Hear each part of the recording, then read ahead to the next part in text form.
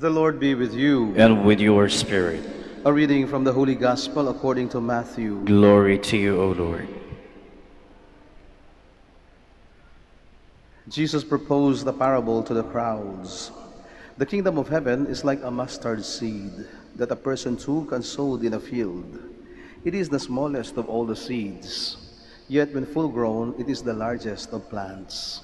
It becomes a large bush, and the birds of the sky come and dwell in its branches. He spoke to them another parable.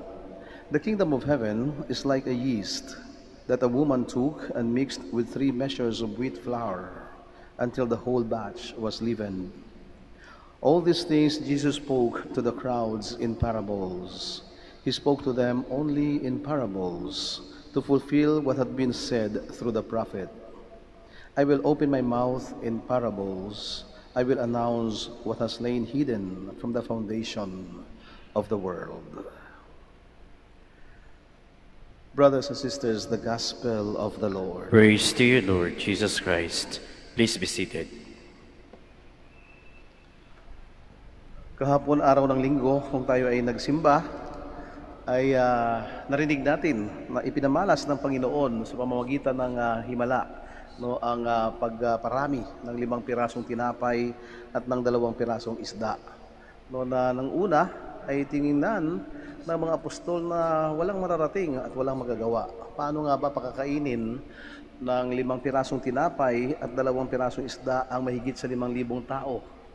Subalit nung hiningi ng Panginoon ang mga bagay na ito na sa palagay ng kanyang mga alagad at sa palagay nating lahat na wala namang mararating, ay naganap nga ang himala. Nabusog ang mahigit sa 5,000 tao. At ito ay kamangha-mangha at maging ang mga alagad, ang mga apostol ay namangha sa ginawa ng Panginoon sa pagpaparami or the multiplication of the 5 loaves and the 2 fish. At sa Ebanghelyo sa araw na ito ay ganito rin ang diin ng ating Panginoon sa kanyang mensahe. Siya ay nagsalita sa pamamagitan ng talinhaga. Paano ba natin iahambing ang isang kaharian ng Diyos? How should I compare the kingdom of God? The kingdom of God which is so huge and so large and beyond our imagination. So paano ba natin iahambing siya para mas maunawaan natin ang kaharian ng Diyos? At simple lang ang pagsasalarawan ng Panginoon, katulad ng mustard seed. Ano ba ang mustard seed? Marahil ay hindi natin ito masyadong maunawaan sapagkat wala tayo nito sa Pilipinas. Ngunit marami ito doon sa lugar kung saan si Jesus ay nabuhay sa Israel. At ito ay napakaliit na butil, napakaliit na butil o kaya seed, na halos hindi makita ng mata. Subalit kapag ito'y hinasik at itipinunla at itinanim, kapag ito'y tumubo at lumago at lumaki, darating ang araw na ito ay isa sa magiging pinakamalaki sa mga tanim. At ang mga ibon ay maaring manahan dito at magkaroon ng kanilang mga pugad. Maging ang mga tao ay pwedeng sumilong sa kanyang lilim.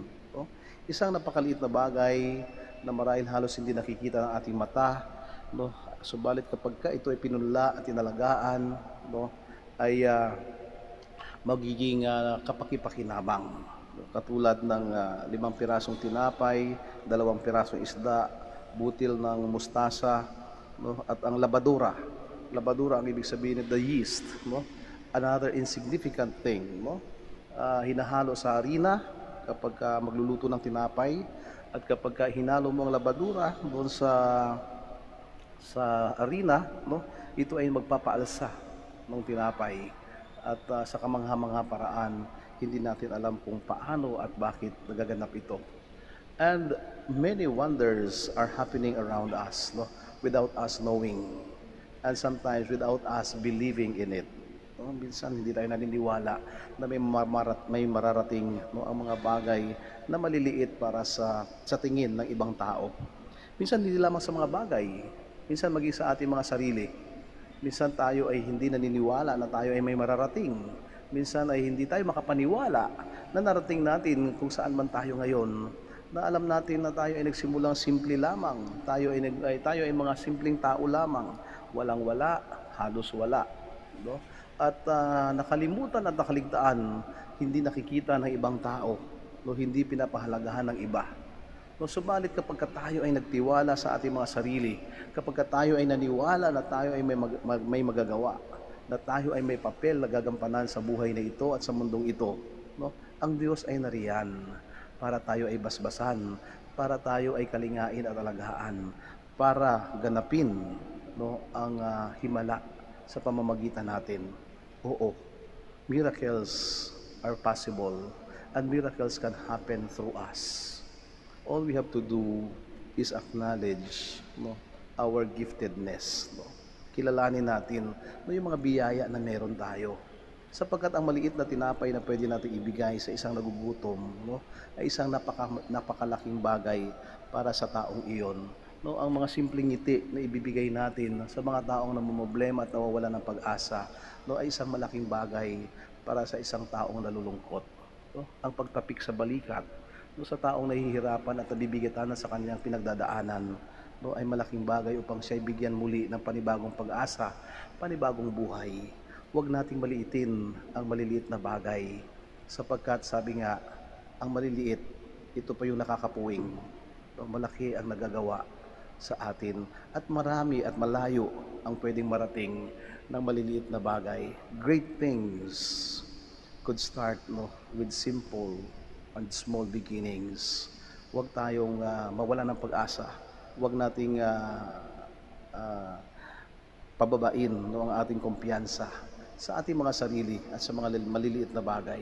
Kung ang tingin mo sa iyong sarili ay maliit lamang, no, at walang halaga, no, ialay mo sa Diyos ang iyong pagkatao. Sapagkat ang Diyos, sa mata ng Diyos, gaano man kaliit ang isang bagay ay mahalaga sa Kanya.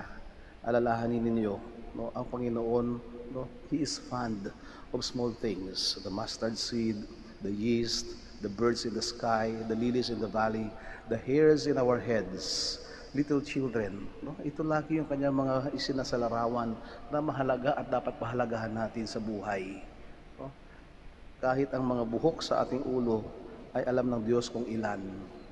Kaya hindi makakaiskapo sa mata ng Diyos maging ang maliliit na bagay na ginagawa natin.